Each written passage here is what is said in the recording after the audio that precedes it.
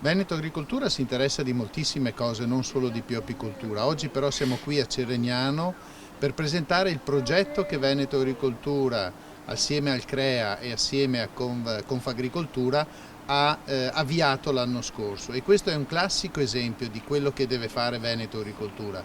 Da un lato le associazioni che rappresentano i produttori e che quindi esprimono le loro necessità, e dall'altro il mondo della ricerca, rappresentato in questo caso dal CREA FL Foresta Legno. Abbiamo piantato qui nella nostra azienda sperimentale di Ceregnano, che si chiama Sasserami, un campo aperto sperimentale di cloni di pioppo, in modo da poter rappresentare ai produttori quelle che sono le diverse possibilità per il futuro di cloni resistenti nel campo della bioapicoltura. È un progetto sicuramente molto interessante, c'è stato molto ascolto e molto interesse da parte dei produttori, e tra poco andiamo anche in campo a vedere come si fa questa potatura in queste piante particolari.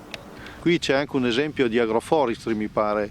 Sì, oltre all'agroforestry c'è un campo sperimentale che abbiamo realizzato lo scorso anno assieme a Veneto Agricoltura e al CREA per valutare e monitorare lo sviluppo di questi nuovi cloni MSA che sono stati selezionati in base alla loro resistenza e alla loro capacità di resistere alle principali malattie del pioppo.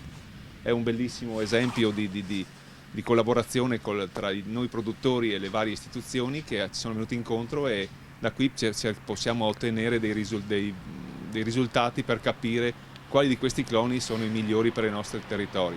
Ecco, che cosa cercate voi bioapicoltori? L'opinione pubblica, tutte le istituzioni ci chiedono di essere meno impattanti più possibile sull'ambiente, e quindi i cloni AMSA sono stati selezionati per la loro resistenza, e noi possiamo fare la produzione di buona qualità con meno trattamenti chimici, essere quindi meno impattanti sull'ambiente. Ma si vive di bioapicoltura? Sì, adesso il pioppo costa parecchio, adesso le piante mature sono aumentate di prezzo, in quanto proveniamo da 10-20 anni di crollo delle coltivazioni del pioppo, e il buon momento del compensato adesso fa richiedere molti più pioppi a noi produttori che non li abbiamo, quindi c'è una discrepanza tra richiesta e offerta di pioppetti maturi che ha fatto lievitare il prezzo. Cosa sta succedendo in questo momento? Allora, in questo momento si sta svolgendo una dimostrazione di potatura di diversi cloni di pioppo che sono stati utilizzati per una prova sperimentale di confronto con il clone di riferimento della bioapicoltura italiana, che è l'I214, rispetto a nuovi cloni considerati a maggior sostenibilità ambientale in quanto resistenti alle principali avversità del pioppo.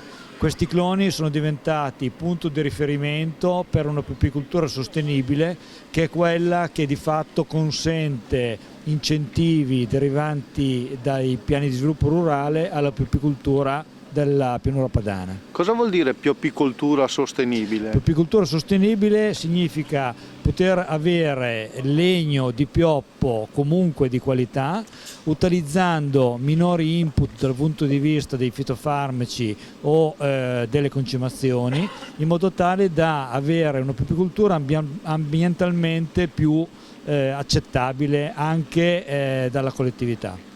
La bioapicoltura italiana è stata il modello dell'arboricoltura di legno a livello mondiale, e le tecniche culturali, oltre che i cloni selezionati in Italia, sono ancora attualmente utilizzati in diversi paesi per fare produzioni di pioppo di qualità. Qual è il futuro della bioapicoltura? Dopo diversi anni di difficoltà legate a soprattutto prezzi che rendevano poco remunerativa la bioapicoltura rispetto ad altre culture agrarie, negli ultimi anni si è avuto una ripresa dei prezzi e automaticamente, parallelamente, una ripresa dei nuovi impianti. Confagricoltura sostiene le aziende più piccole sia dal punto di vista normativo, rapportandosi con le varie regioni per avere dei finanziamenti specifici sul piano di sviluppo rurale, che come in questo caso dal punto di vista tecnico, provando soluzioni innovative per quello che può essere la bioapicoltura del futuro. Quindi la collaborazione con Veneto Agricoltura in questo caso è importante?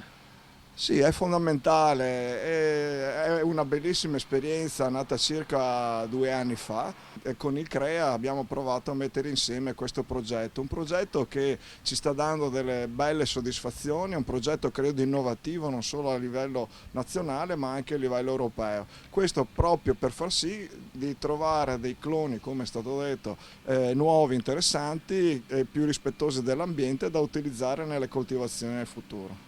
Adesso, sull'onda di quello che sta succedendo in tutto il mondo, direi in Europa, in tantissimi paesi, di riscoperta dei sistemi agroforestali, c'è un nuovo interesse per provare a coltivare anche il pioppo, riscoprendo quindi una forma antica, però secondo canoni molto più moderni. Questo non è un progetto fine a se stesso, ma si inquadra all'interno di un progetto di lungo periodo di ricerca che Veneto Agricoltura sta portando avanti, che è partito con le tecniche di agricoltura sostenibile, e la minima o non lavorazione del suolo, la copertura continua del suolo, l'uso della precision farming per ridurre anche in questo caso input energetici e ottimizzare ogni fase colturale. L'obiettivo finale però per noi è quello di riuscire ad avere dei sistemi agricoli che siano in grado di massimizzare la capacità di raccogliere carbonio dall'atmosfera attraverso la fotosintesi e trasformarlo in carbonio stabile, che può essere humus nel suolo o legno. E quindi viene naturale immaginare di mettere l'agricoltura sostenibile, come viene praticata qui a Sasserami e nelle altre aziende di Veneto Agricoltura, insieme all'arboricoltura. Il meglio del meglio del meglio è mettere veramente fisicamente gli alberi assieme alle colture agricole, facendo quello che per esempio vediamo qui alle mie spalle, un sistema cosiddetto silvo-arabile, dove i seminativi sono regolarmente inframmezzati ogni 30-40 metri da un filare di pioppo.